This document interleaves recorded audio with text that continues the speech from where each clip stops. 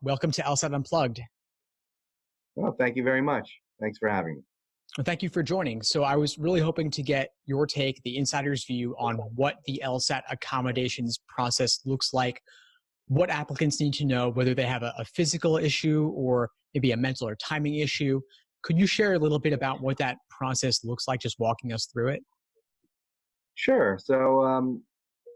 My caveat would be that for people that have physical problems, these are definitely issues that a person would want to request an accommodation for, depending on what the issue is. I myself am a psychologist, so I don't evaluate people with physical problems. So if you have a broken leg or if you're pregnant and you need to have certain accommodations, those are very legitimate things. But the issues that I really see mostly are people that have difficulties with things like ADHD, where they have a deficit in their ability to maintain attention or their ability to sit and focus for long periods of time.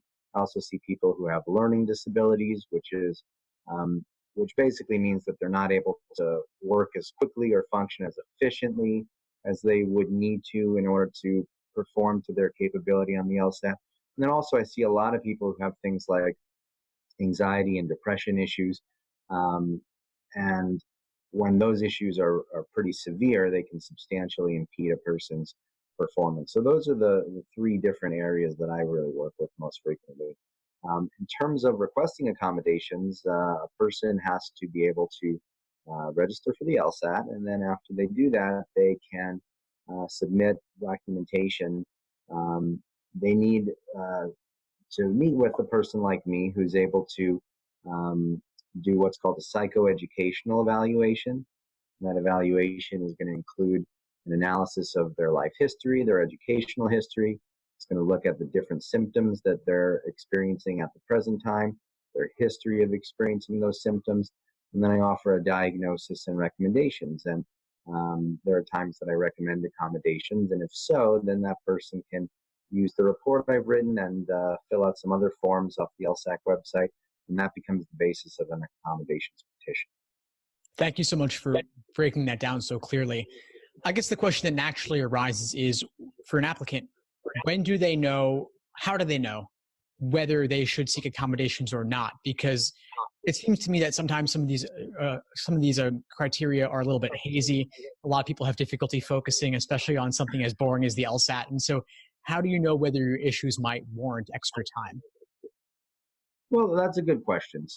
The student themselves is not going to be able to know before they meet with a professional whether or not they meet criteria for having a quote-unquote disability that would require an accommodation. Some people might know if they've had a history and they've already been tested before. Let's say when they were a kid, they were evaluated and they've been already receiving accommodations. If that's the case, then they might already know that fact. But testing also has to be done within a 5-year time span. So I see a lot of people who have that history.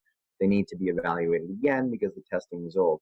Now, for the category of people that think that they might have something going on, but they're not sure, these are people that are going to notice things in not only when they're taking a sample LSAT, but they're going to notice things in their daily life too. So for someone who, let's say it's an ADHD kind of an issue, that's not going to be something that's arising just when the LSAT rolls around. That's going to be a person that's had these types of issues focusing for, basically their whole life. And let's take the issue of a learning disability. That too is going to be something where a person has experienced difficulty with, let's say, efficiency while reading, being able to read quickly enough while also understanding the information. They're going to notice that they've had a history of that. The issue around, let's say, a mental disorder like an anxiety disorder or a depressive disorder, these are issues that actually could come up more recently because a person doesn't need to have a history of those symptoms dating back their whole life. Sometimes a person has a traumatic incident that happens. Sometimes they develop anxiety or depression after, a bad relationship or something has happened in their lives that stimulates that. So, usually if you're anxious or depressed, you know that you're feeling that way, but you really need the evaluation to determine not only whether you have the diagnosis, but whether your symptoms hinder you substantially enough in order to require an accommodation. So meeting with a professional, someone who does what I do, is necessary in order to make that final call. Well, that's really interesting because I hear a lot about ADHD for accommodations. I get a lot of students asking me about that, but I didn't know that anxiety and depression were areas that LSAC might grant accommodations. Is that something that you've been seeing quite a bit of? Yeah, I see that a lot. And, I think these days people are probably more kind of stressed out or pressured than ever. Aside from the LSAT, I see that a lot when I meet with people that are still in high school. A lot of these kids are under intense pressure. And the same thing happens with the LSAT, where people feel like, they want to get into a certain law school, or it's very, very competitive. And in any area that's competitive, if you're a person predisposed to feeling pressured or placing a lot of pressure on oneself, you can end up kind of developing an anxiety or depression. And it's certainly not the case with any of these diagnoses. It's certainly not the case that everyone with ADHD or everyone with a learning disorder or everyone with anxiety or depression needs accommodation. So that's not the case. It's the issue of, do your symptoms hinder you in a way that prevents you from being able to perform to the level that you're capable of. So if the answer to that question is yes, then you are a person that will have a pretty good chance and should actually have accommodations. And the underlying issue of why you would need accommodations really could be any number of things, but we always come back to that issue: is, are you being hindered substantially enough in order to require these interventions? Right. So the idea is kind of to re-level the playing field back to what it should have been in the first place.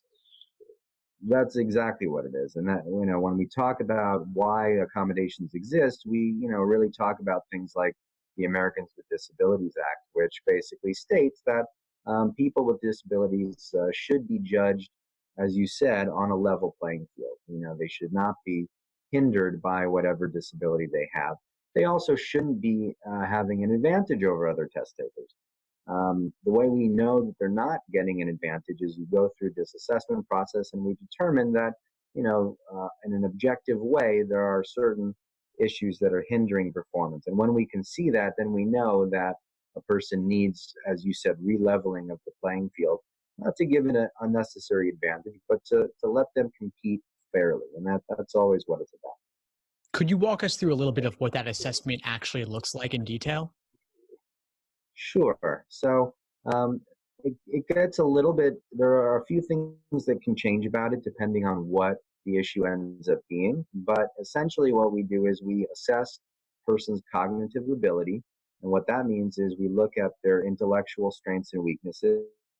Now, it doesn't matter if you have a genius level IQ or high average IQ or a normal IQ in the average range. Everyone's going to have different areas of strength and weakness. So we want to find out, how do you learn?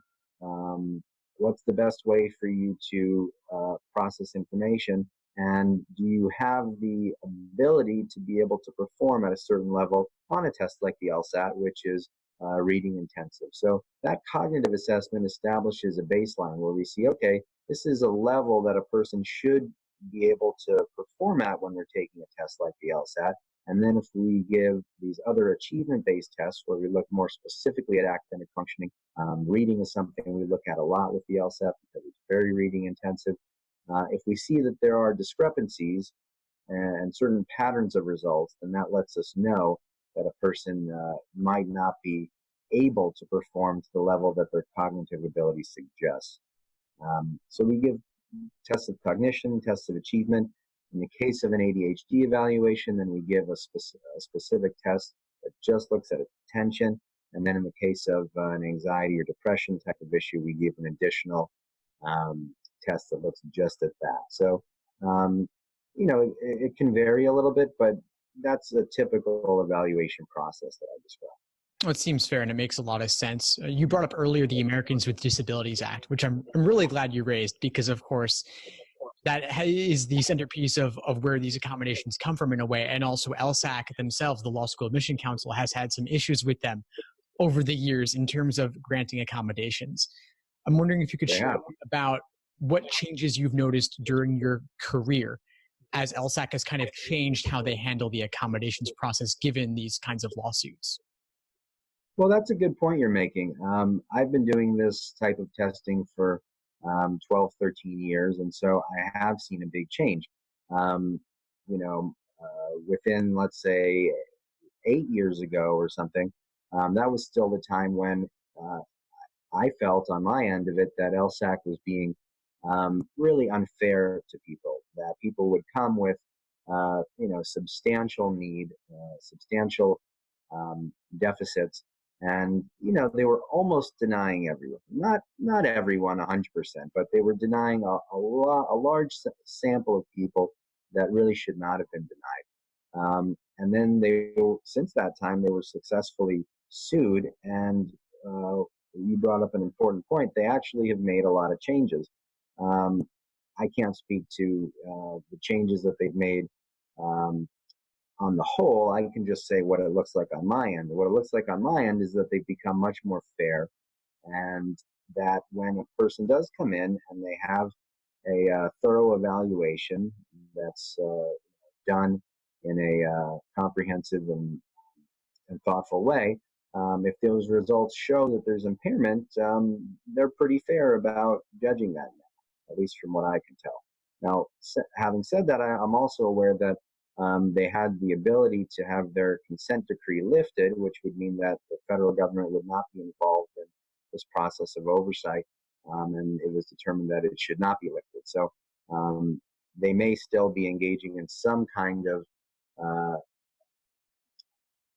bias when they look at some people's evaluations, but as far as what I can tell, they've become much more fair and even-handed over the years. Yeah, I would imagine that as they've been sued and as the federal government has gotten involved, that the number of people take or the percentage of people taking the LSAT with some sort of accommodations has probably increased over time.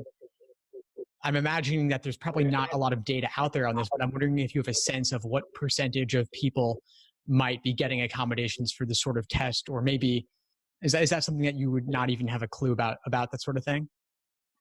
Yeah, I definitely don't know the answer to that question. And I think the reason I don't know is because, to my knowledge, that's not a publicly available piece of information. I know that the SAT will say, for example, the percentage of students that that get accommodations out of the general population, but they themselves won't even say what percentage of people get approved to ask for accommodations. So I think a lot of these testing um, services, they probably like to keep people a little bit in the dark about that, and they're careful about what stats they release.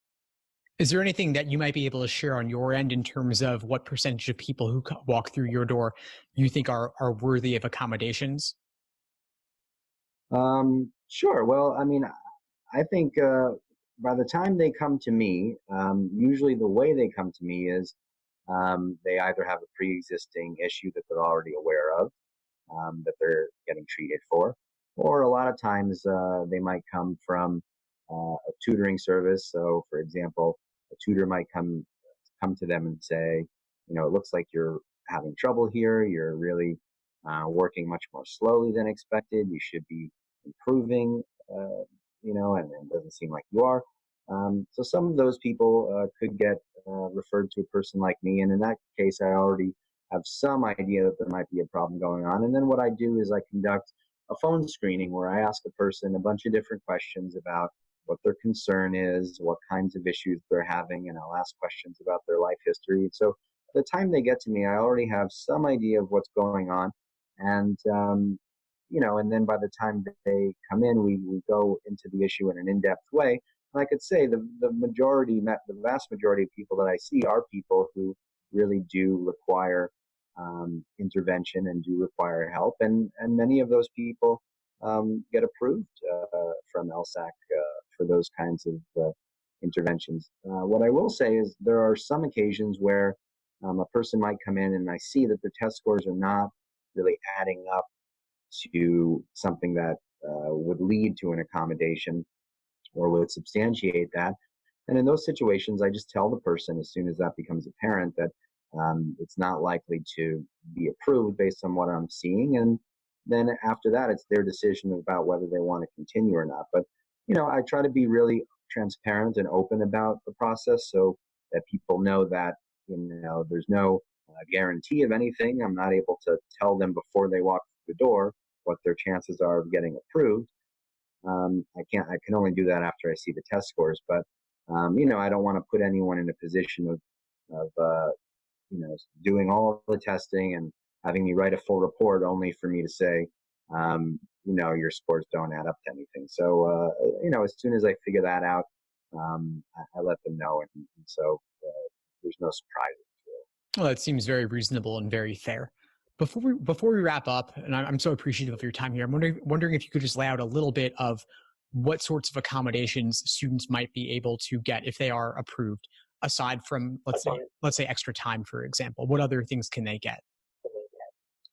Well, it really depends on what the issue is that's plaguing them. So, for example, let's say you have a person with ADHD, and this person is pretty inattentive, and they're distractible, and they have trouble sitting still, and they have trouble sustaining energy over time. A person like that would probably want to have more time. A person like that would probably need to have either a private room or what would be known as a semi-private room, where they might take the test with a few people in the room instead of a huge room with lots of other students. They might be able to have things like earplugs, things like headphones that cancel out sound. Um, they might have extra breaks if you're someone that can't sustain energy and stamina over time. You might need to have breaks so that you're able to perform at or close to your best during the whole test. And depending on how much extra time they need, sometimes the test can get divided into segments also. If you're someone that really runs out of energy or runs out of steam basically by the end. So those are the different kinds of things that you're likely to see. Someone who's taking medication could expect to be approved to have the ability to take the medication in with them. I've seen people that have had things like diabetes and they've needed to eat or have insulin injected, and they're very agreeable with those kinds of accommodations to give those people breaks to let them inject or let them test their blood sugar and let them eat and let them wait until their blood sugar rebounds to a steady level. So I think the key is anything that can really be proven in an objective sense, in a thorough way that meets all of their criteria, they're reasonable about approving those things. And it could be a lot of different types of accommodations. It's just something that has to be proven. And so I think a lot of people who get denied by LSAC probably get denied because they've not submitted a comprehensive evaluation, or there have been mistakes made. And, we don't want to conflate mistakes being made or a non-comprehensive evaluation with LSAC being unfair. Because what I think is when it's done properly, they tend to be fairly even-handed. Right. So it sounds like in a lot of cases, it's just the student has to have the proper expectations that the process will take a while to hear back from LSAC. And so they should start early and get all their documentation in order in case they may need anything additional later. Is that something you typically run into? Yeah, I mean, that's definitely important. I think they take only a couple of weeks to get back to people. So it's not a crazy amount of time or anything. I definitely see people who come, on the last day right before the deadline. And, they have to, as long as you get it in by the deadline, they have to evaluate those just as they have to evaluate someone who gets it in a month before the deadline. But if you're someone that has a complicated case and you have to be submitting other kinds of medical records or things like that, you want to be able to think about that ahead of time. So for someone with more of a physical issue or someone that has a complex issue where maybe there is a mental or emotional issue, and there's also something like, let's say carpal tunnel syndrome, you're going to want to have your paperwork in order. You don't want to start seeing your doctor for carpal tunnel syndrome 2 days before. You're going to want to have that planned out. But my understanding is they have they're offering the LSAC much more frequently now. So if a person misses one deadline, they can wait a month and get another one. That is very true. And that can also reduce the anxiety quite a bit because you know that there's always another test date just around the corner in a month or two. Right. That's true. Well, this has been extremely informative. I appreciate your breaking things down so thoroughly and simply for everyone. Would you do us the favor to share the best way for folks to reach you if they're interested in accommodations or if they have questions related to it? Well, sure. So I'm reachable through email, JMALOFF, like Frank, jmaloff@hotmail.com. They can call me, 310-712-5480. And I'm available and willing to help people that have questions and all kinds of needs. Great. Well, thank you so much again for taking the time. I'll include those details in the description for this episode. Thank you again for joining us.